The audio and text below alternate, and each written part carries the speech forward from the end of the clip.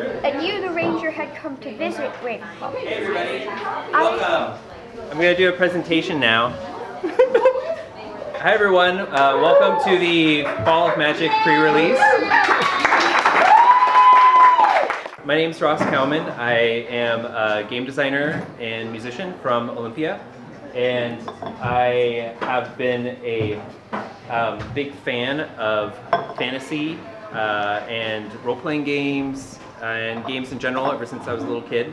Fall of Magic grew out of a desire to have a game where you could sit down with your friends and talk about those parts of The Hobbit that the movie kind of skips, you know, like all the describing the landscape as we travel and talking about all the food that you're eating, and really talk about the relationships of the characters and how those relationships change throughout the course of the journey. The game development started about 2.5 years ago. It was originally produced as just like a one-page game that was just one page folded in half. And then with the help of a lot of folks that are in this room right now, that was eventually turned into a more fancier version of the game. I raised money through Kickstarter, and now the game's being translated into Japanese and Italian and French. It's been a really great success. It's also brought a lot of money and work opportunities into our community. The printing was done in Lacey and in Lakewood through Print Northwest. These are some of the designers who worked on the islands. And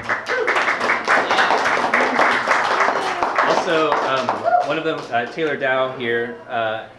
So this is all Taylor's drawings here. He did 12 drawings. Each of them is a different island that you can encounter as you're sailing across the sightless sea. Second stretch goal is called the Deep Way. So that is this second section of map that was added to the back of the scroll, and it's kind of like an underground place that you can travel as you're going on your adventure. And this was designed with two folks that couldn't be here because they live on the East Coast, Jason Morningstar and Rachel E.S. Walton, who are these fantastic game designers that I'm big fans of, and we worked together to design these. So next I want to bring up Doug Keith. This is Doug Keith, everybody. Okay. So when did we start working on this, Doug? Oh my gosh, a long time ago. It was a long time ago. Yeah, I think maybe like 1.5 years ago. Yeah.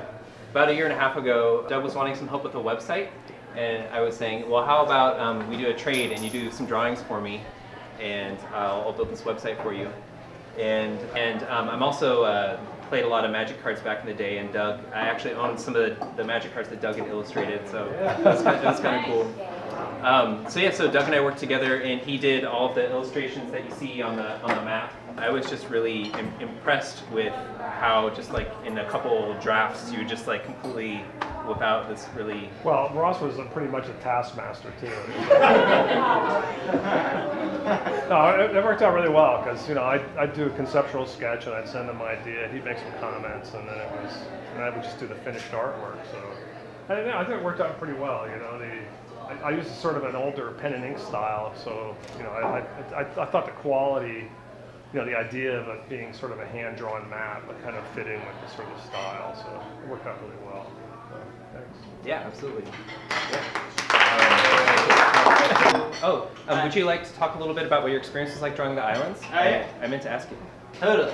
Well, I drew these islands over here, as you can see. I don't know. It was great. It was fun. It was kind of interesting coming into the project and looking at all of Doug's art because it's really a different art style than my own. So I kind of had to be like, how do I pretend I'm this person who's a lot more experienced than I do, and also, you know, maintain my signature, whatever, smarmy charm. And, I don't know. Yeah, Ross was a taskmaster. And, I drew some castles. I don't know. It was great. It was hard.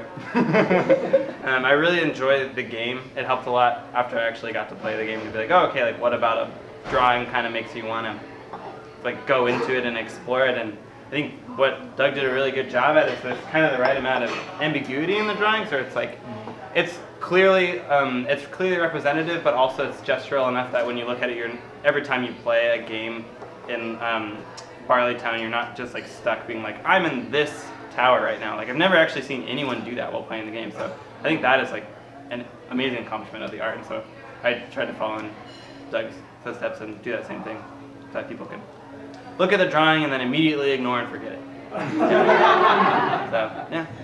One other person I wanted to bring up to chat a little bit, it's actually Jackson. You want to talk a little bit? So Jackson, I didn't tell him this, but I gave him additional development credit on the game. This game uses a kind of a system that that originated with Life on Mars, which was the first game that I wrote, where you're kind of traveling around a map and describing these little pieces of the game.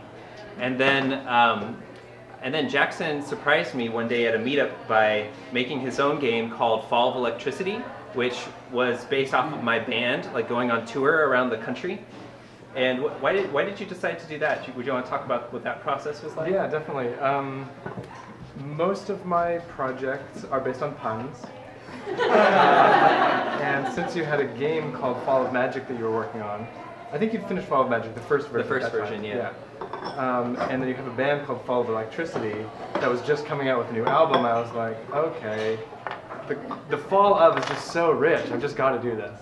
So it was that, and then like most of my pun-based games don't really like go anywhere, except for the fact that this one like it's got legs. Like the system is really really fun, and that lent itself very well to being like, okay, now suddenly we're going to pretend to be Ross. You can actually be Ross in the game. You can pretend to be Ross, pretend to be Andrew's bandmate, also his guitar and Andrew's drums as characters. So good.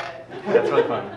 While he was doing that, Jackson was kind of playing with the form of the game a little bit, and the way he was describing the game really, it both inspired me. And then also we spent a lot of time just like kind of hanging out and like talking, going over the map and talking about what makes a good prompt. And you ended up designing 2 of the islands. So what was that process like for you? Like just kind of. Well, I got to do the fun part. Yeah. Because you would bring your precious, like these like crates of fresh new ideas. You're like, what about this one? I'm like, no, not so much that one. That one's not. Look at the other side of that. That's terrible. So that was really fun to be able to like. Be an editor. Yes, exactly. But like, not even like the editor. Like, I'm not a line editor. I'm just like. Yeah, we were just rapping. It was really good. Those are good times. Well, thanks so much, everybody. Thanks for.